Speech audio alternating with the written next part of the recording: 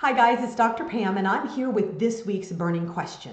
Today we talk about inflammation. Now before you go turning this off, stop for a minute because the literature proved time and time again that all chronic disease starts with a level of inflammation. This is a big deal and you need to know that. It's not like, oh, I'm a little sore, I'm going to pop an Advil or something like that. I'm telling you that inflammation is the foundation of every single disease out there. And you may say, well, what about infections, Dr. Pam? Those are something that are beyond our control. The failure of the immune system to correct an infection early on signals that you have a high level of inflammation underlying in your body. Okay? So this is a big deal. And so we can wrap that around what we're talking about in our email list. This week we released information on phase 1 of a leaky gut or intestinal dysbiosis protocol. And the response to that was huge. We were talking about creating a mastermind group, having a small number of people go through it with me so we can go through all the different phases of this protocol and titrate it to the use for pets because it's a human protocol. But that's what I do. So we've been talking about that in the email list, and then I've also gotten a few posts about inflammation in the Facebook posts. So today is about inflammation. And if you didn't hear me correctly, let me say it again.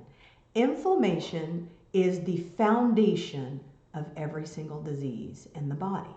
You have to have inflammation for that to occur. Scientifically proven. It's not a Dr. Pam opinion. Please go look up all the research, ncbi.com, great place, all right? There's other places, just Google it, you'll find it, all right? It's a big deal. But did you know what the #1 contributor to inflammatory mediators for the body would be? Any ideas? It's the gut. The gut is the #1 inflammatory mediator contributor. So can you see why it's so important to learn about intestinal dysbiosis or leaky gut disease? Because if you can catch the dysfunction before disease forms, you can resolve that and not go towards the disease, all right? So the microbiome research has exploded in the last 15 plus years. I mean, we've had a little bit ongoing since the mid-1800s, but really in the last 15 plus years, it's exploded. And the information coming out of that is huge. It's a whole nother burning question on its own. But understand that the microbiome is the center of the universe of health, okay? I've been saying it for 25 years, but now they're proving it, right? So one of the things that I got from the Facebook post is Joan had a question. She actually posted an article from the Dallas Morning News.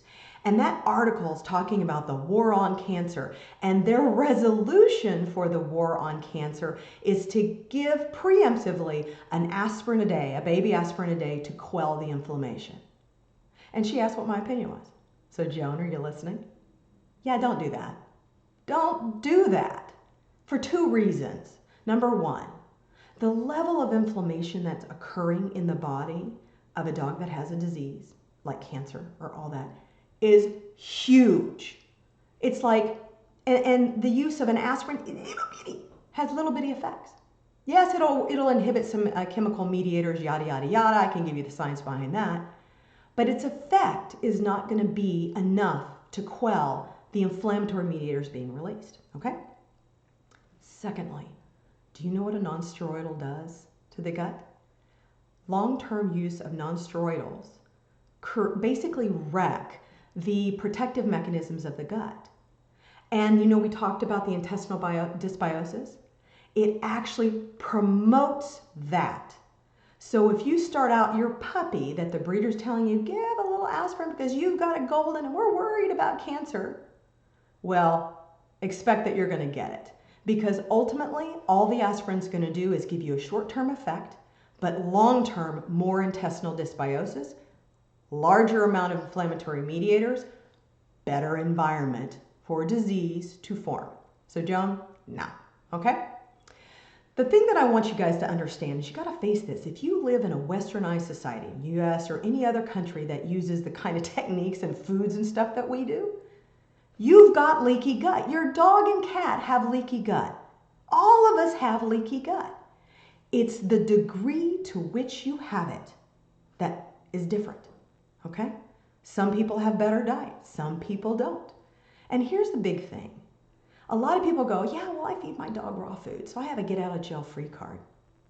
No, you don't, because you're not taking into account all that came with the parents, the grandparents, the great-grandparents. And do you know what commercial pet food does? I mean, there's many ways to say this. It produces a more intense inflammation at the gut lining than any other food. At the gut level. So what do you think that means? Over the generations, we've had high inflammatory mediator release. We've had damage to the gut lining. Remember when you have puppies or kittens, where mama and daddy is, and humans, where mama and daddy are at the time of conception, that level of health translates. And then where mama is during the actual pregnancy translates as well. So it's not just what happens in this lifetime, it's what's happened before. I'm going to tell you that there's very likely no dog or cat that doesn't have leaky gut disease. That's why we have the cancer rate like we do. Remember what it was?